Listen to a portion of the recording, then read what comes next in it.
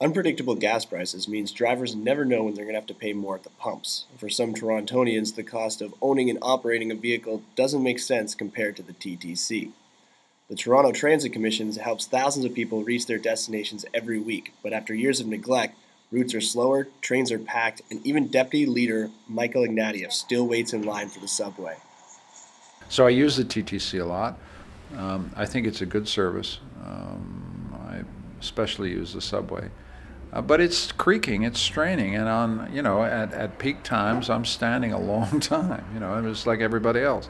I think that we need to say very clearly that public transit is the future of Toronto. We need to enhance it at buses, at subway lines. According to Ignatieff, the current government isn't doing enough to help the TTC.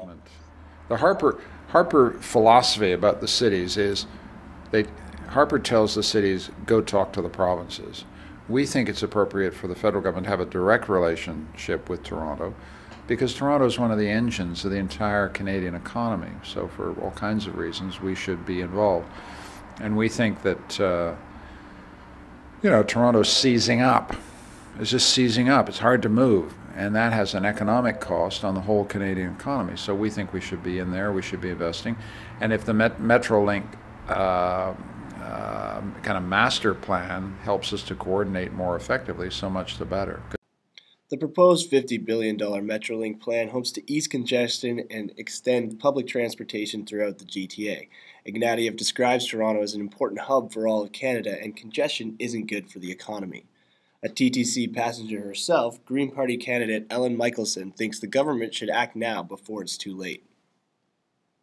The TTC is reaching the point rapidly where it's going to become very difficult to handle all these people who rely on it.